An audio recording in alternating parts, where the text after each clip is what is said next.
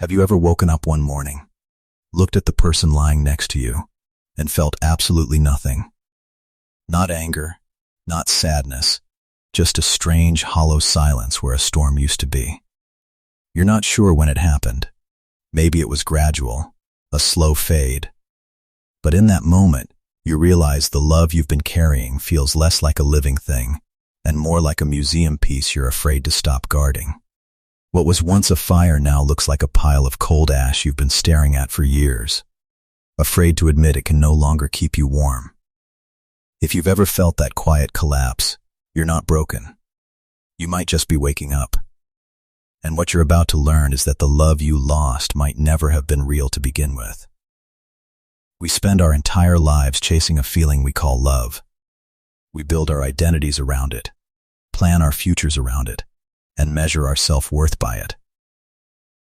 But what if everything you've been taught about love is a carefully constructed lie?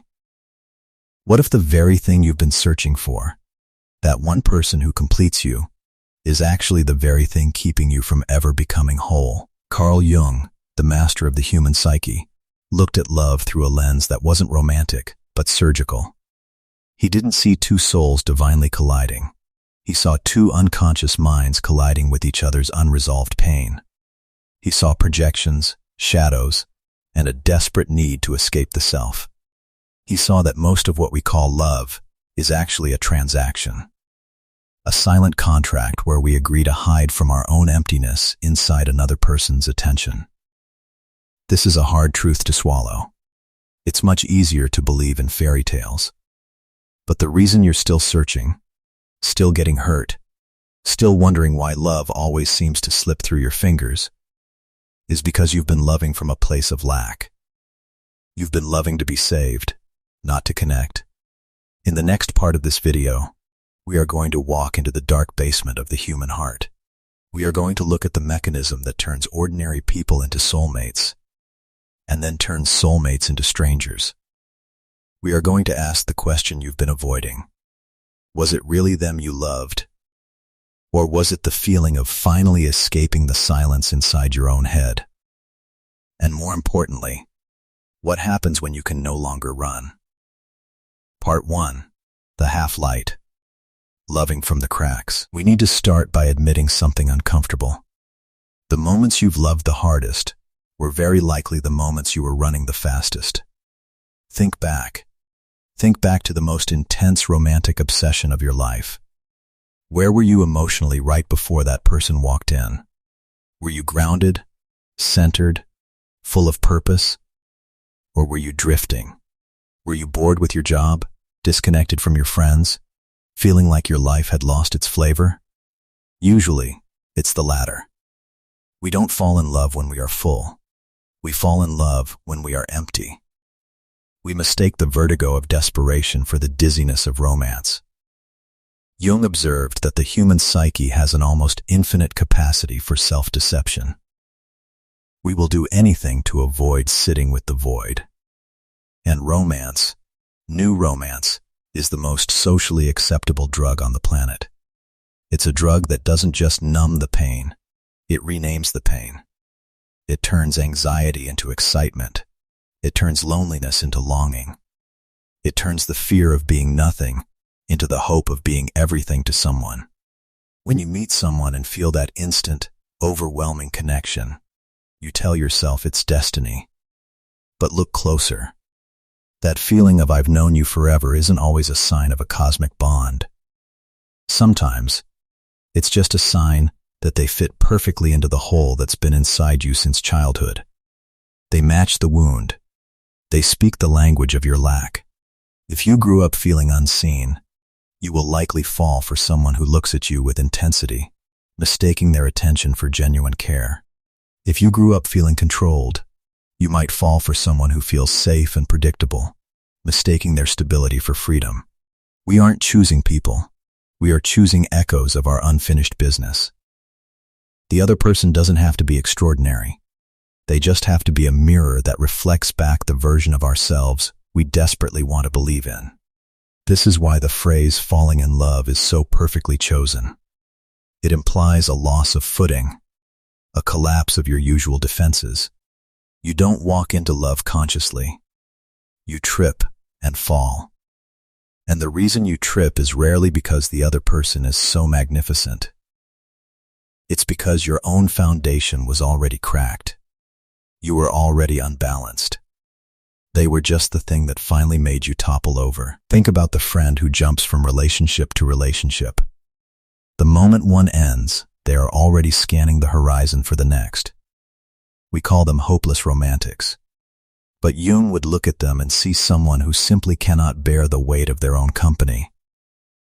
They need another person to regulate their internal weather. Without a lover, they are left alone with a noise inside them that terrifies them. So they love, not out of abundance, but out of a desperate, clawing need. And society celebrates this. Our music, our movies, our poetry all glorify the love that consumes you. The love you can't live without. We've confused intensity with depth. We think if it doesn't hurt, it isn't real. We think if you're not obsessed, you're not in love. But obsession is not love. Obsession is a cage. It's a scream for help dressed up in Valentine's Day cards. When you say, "I can't live without you," you're not confessing love. You're confessing a lack of self. You're admitting that your entire sense of existence is tied to the presence of another person. That isn't romance. That is a hostage situation. Jung warned that when we love from this place of lack, we are not actually relating to the other person. We are relating to a fantasy we've projected onto them. We build a statue in our minds and then get angry when the real flawed human being fails to live up to the marble. We don't see them. We see our need for them.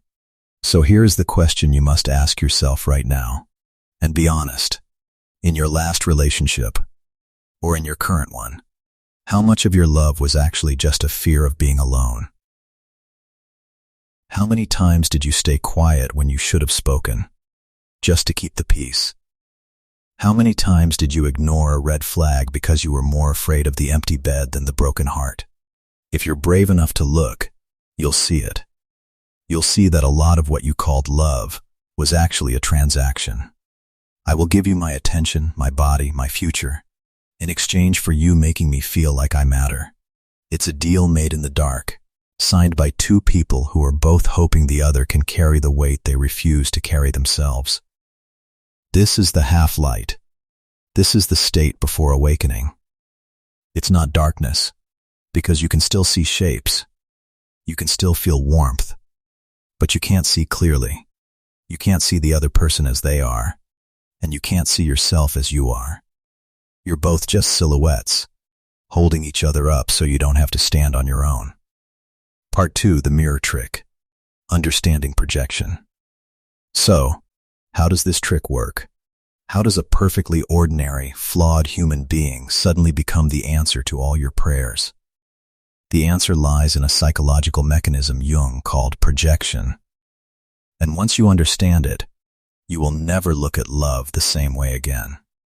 Projection is the unconscious act of taking qualities you possess, but cannot accept, and throwing them onto someone else. It's like an internal movie projector. You have a film reel inside you, but instead of watching it on a screen in your own mind, you project it onto the people around you, and then insist that the movie is really them. This happens with negative qualities all the time. If you cannot accept your own anger, you will see angry people everywhere. If you cannot accept your own laziness, you will be irritated by laziness in others. But in love, we project the positive qualities. We project the wholeness we lack. Imagine you feel incomplete. You feel a hollow space where your sense of self should be. You don't know how to fill it. Then, you meet someone who seems confident. They seem to know who they are. Instantly, your unconscious mind grabs onto that. It projects your own potential for wholeness onto them. You don't see a person with confidence. You see confidence itself, walking around in human skin. You don't see a person who is kind. You see kindness incarnate. This is why early love feels so intoxicating. You're not just looking at them, you're looking at a version of yourself that you haven't yet become. They are holding your own unrealized potential, and when they look at you, and they are doing the same thing, projecting their own missing pieces onto you, the effect is a hall of mirrors. You see them seeing you as whole, and you see them as whole, and for a brief, glorious moment, neither of you has to face your own emptiness. It's a mutual agreement to be blind together. But here's the catch. The other person is not your projection. They are a real human being, with their own flaws, their own fears, their own agenda. They cannot sustain the weight of your idealized image forever. Eventually, reality leaks in. They say something careless. They forget a date. They get irritable. And in that moment, the projection cracks. You feel betrayed. You feel like they've changed. But they haven't changed. They've just stopped being able to hold your movie. You might have experienced this in hindsight. After a breakup, you look back and think, what was I thinking? They weren't that special. They weren't that deep. And you're right. They weren't. But in the moment, you needed them to be. Your own need for a savior was so strong that you painted them in colors they never possessed. Jung said, the meeting of two personalities is like the contact of two chemical substances. If there is any reaction, both are transformed. But in the stage of projection, there is no real meeting. There is only the collision of two fantasies. You are not relating to each other. You are relating to the roles you've assigned each other. You are the hero and the damsel. You are the healer and the wounded one. You are the parent and the child. And these roles are a prison. They dictate your behavior. If you project strength onto them, you must be weak. If you project wisdom onto them, you must be naive. You shrink yourself to fit the role opposite their projection. You lose yourself in the process of trying to be who they need you to be. And they are doing the same thing for you. This is why love in the half-light is so exhausting. It's a constant, unconscious performance. You're both working so hard to maintain the illusion, to keep the projector running, to make sure the other person doesn't see the real you, because the real you feels too small, too broken, too ordinary. You're terrified that if they see the truth, they'll leave. So you keep performing, you keep projecting, and you wonder why you feel so drained. The real tragedy of projection isn't just that you don't see the other person, it's that you don't see yourself. All that energy you're pouring into them, the admiration, the devotion, the desperate need, is actually your own life force, your own potential, reflected back at you. You are giving away your own power. You are making them the source of your light, and then wondering why you feel so dark when they're gone. Think about it. The qualities you admire most in others are almost always qualities you possess in some latent form. The confidence you adore in your partner is a confidence you haven't yet claimed for yourself. The creativity you worship in your crush is a creativity you've buried.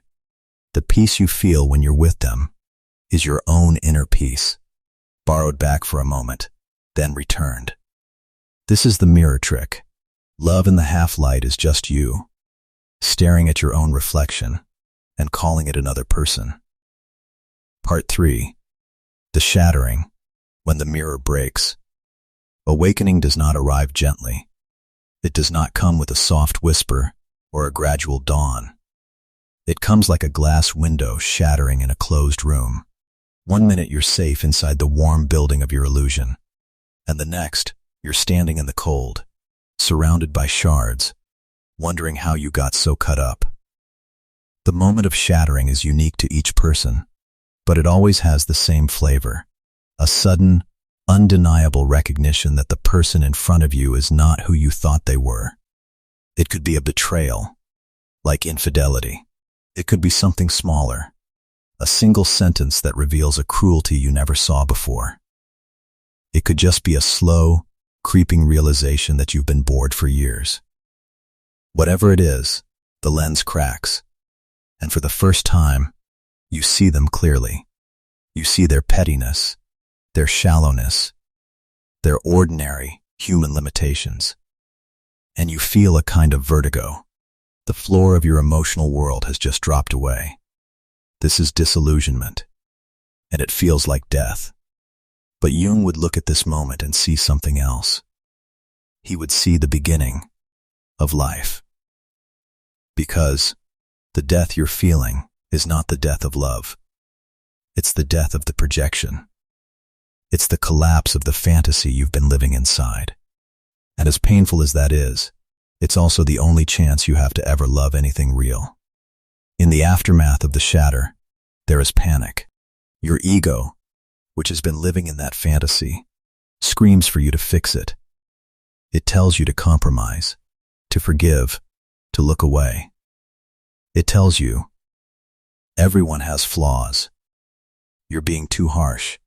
You can make this work. And sometimes, that voice wins. People spend years trying to tape the mirror back together.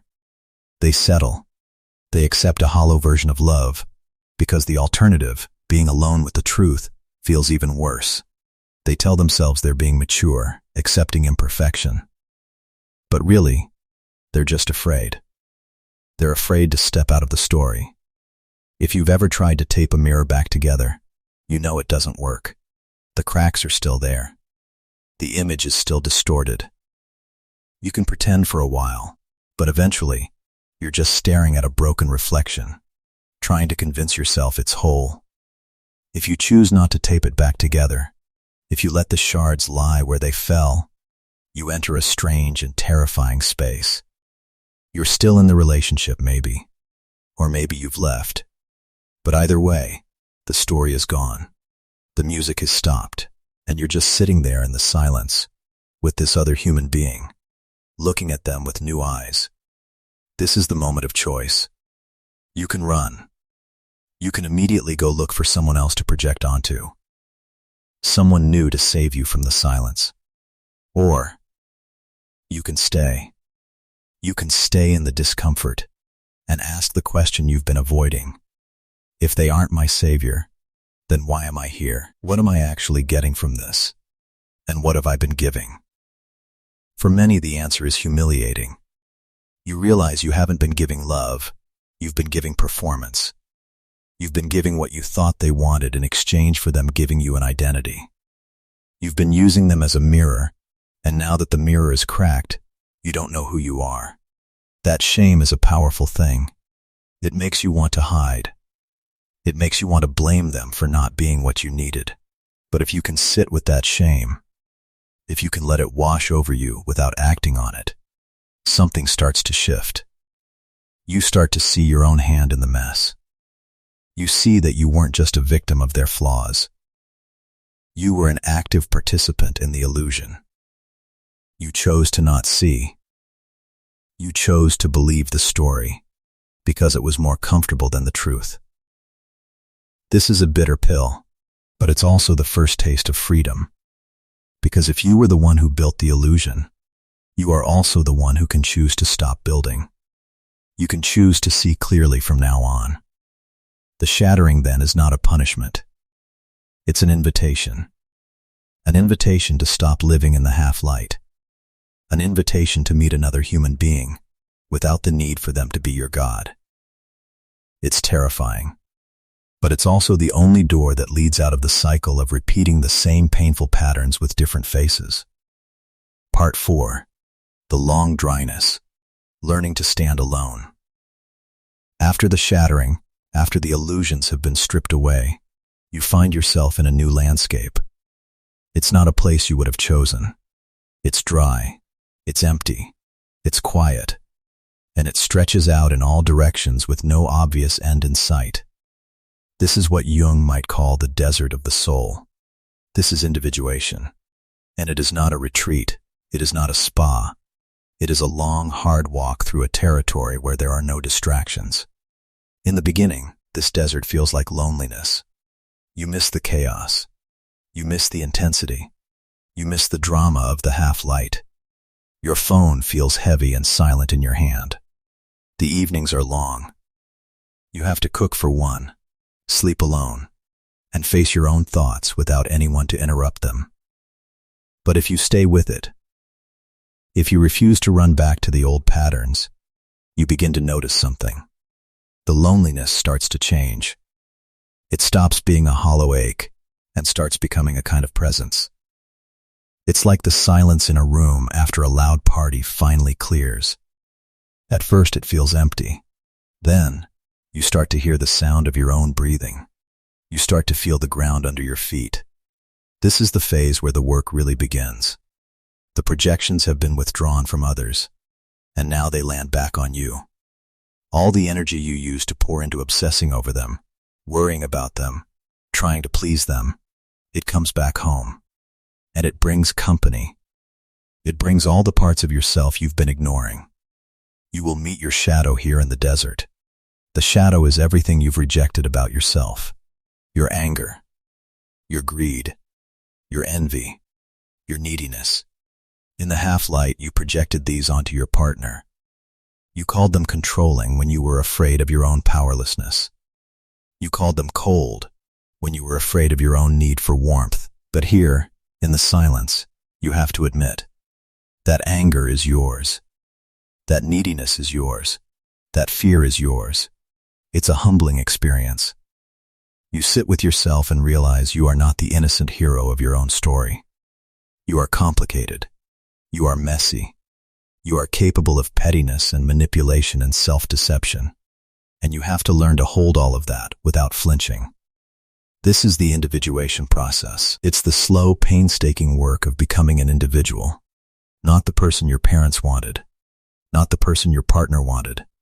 Not the person society told you to be, but the person you actually are, in all your flawed, contradictory glory. It's not comfortable. There will be days you want to throw in the towel and download a dating app, just to feel a spark of attention. There will be nights you lie awake and wonder if you're broken, because you don't feel the desperate hunger for love anymore. You might even try to go back. You might have a fling, a short-lived romance, just to test if the machinery still works. And it might work for a night, or a week. But you'll feel it. The hollowness. The performance. You'll realize you're just going through the motions, and the old magic is gone. Because the old magic depended on you being asleep. And once you've started to wake up, you can't fully go back to sleep. You can nap, but the alarm always rings again. In the desert, you learn to be with yourself. You learn that you can survive the silence. You learn that your own company is not the punishment you feared it would be. You start to hear your own voice, separate from the voices of your parents, your exes, your culture. You start to discover what you actually value, what you actually want, what you actually find meaningful, not in relation to a partner, but in relation to your own soul. This is the hard work that no one talks about. We have a million stories about finding love. We have almost no stories about the long, unglamorous years of learning to be alone without being lonely. And yet, this is the foundation. This is the ground upon which any real love must be built. You can try to skip this step. You can rush back into a relationship to avoid the desert. But if you do, you'll just be bringing all your unexamined baggage with you. You'll just find another mirror to project onto.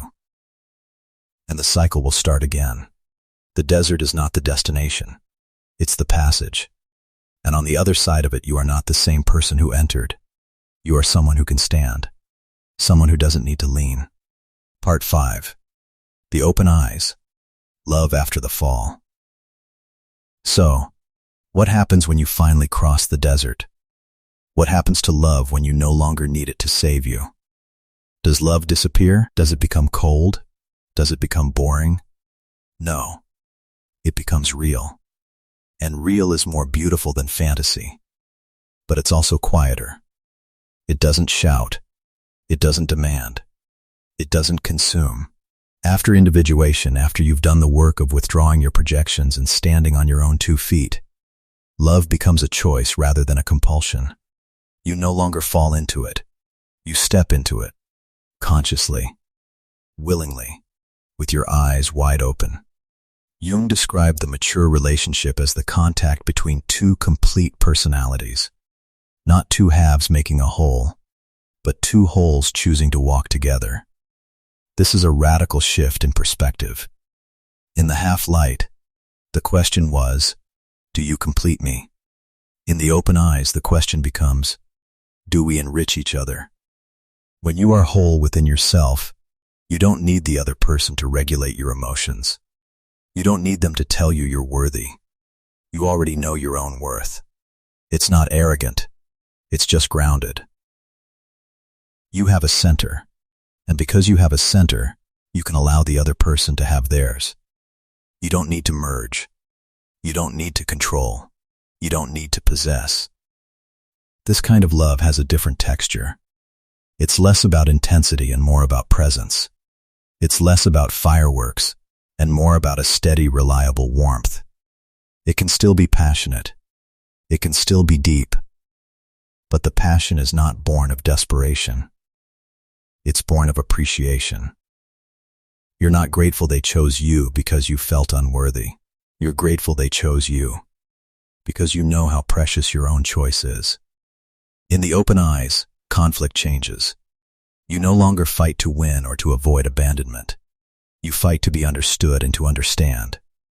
You can say, "This behavior hurt me," without implying, "You are a bad person."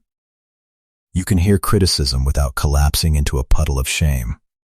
You have enough ego strength to hold your own flaws and still feel valuable. Boundaries, which felt like threats in the half-light, become sacred. You can say no. You can ask for space. You can prioritize your own needs without feeling guilty. Because you know that a love that requires you to destroy yourself is not love.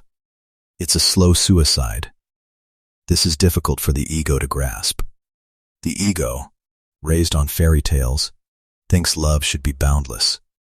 Unconditional in the sense of having no limits, but real love has limits. Real love respects the limits of the other. Real love knows that two healthy people need room to breathe.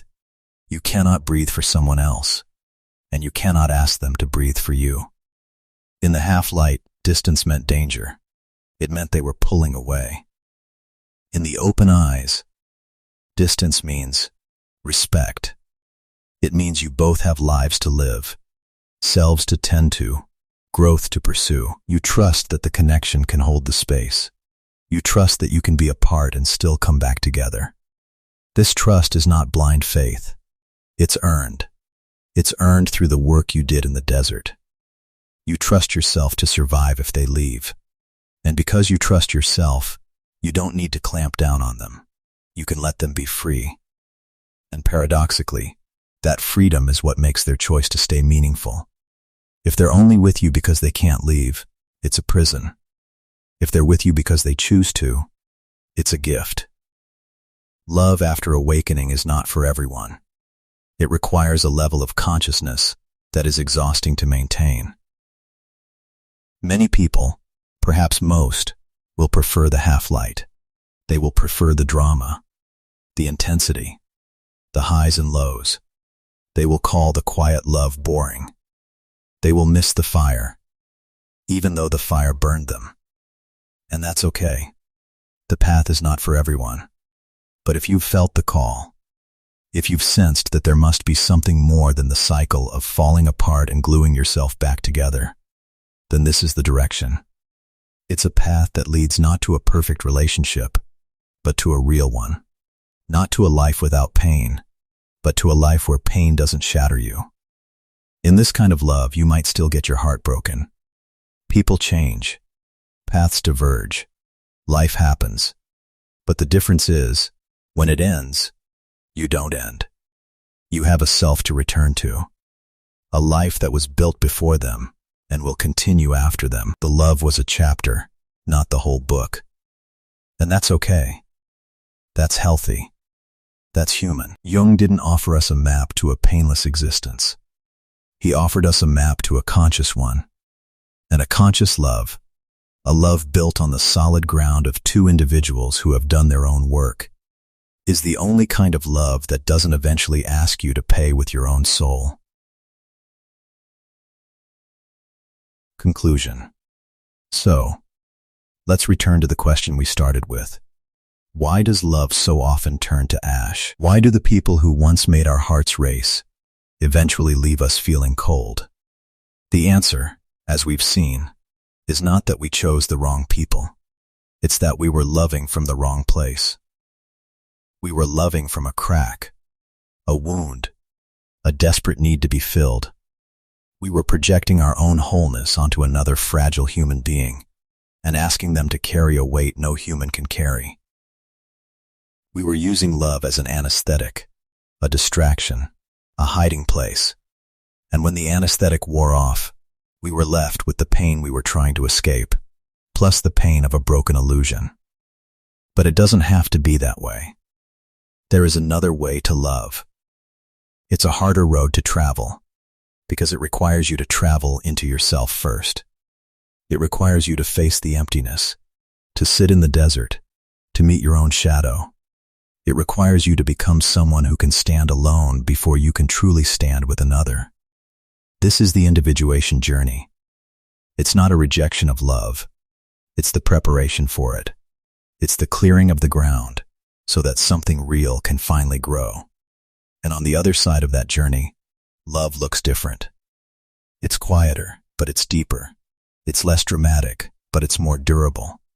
It doesn't ask you to lose yourself. It asks you to bring your whole self and meet another whole self in the open. You may love fewer times. You may have longer spaces of being alone. But each time you choose to step into a connection, it will be a choice made in freedom, not a fall made in desperation. And if that connection ends, you will grieve, but you will not disintegrate. You will have yourself to come home to. In the end, the goal is not to find someone who makes you feel whole. The goal is to become whole yourself. And then, from that wholeness, to reach out and meet another. Not as two halves clinging together in the dark, but as two lights, standing side by side, illuminating each other's paths. That is love after the fall. That is love with open eyes, and it is worth every step of the desert it took to get there.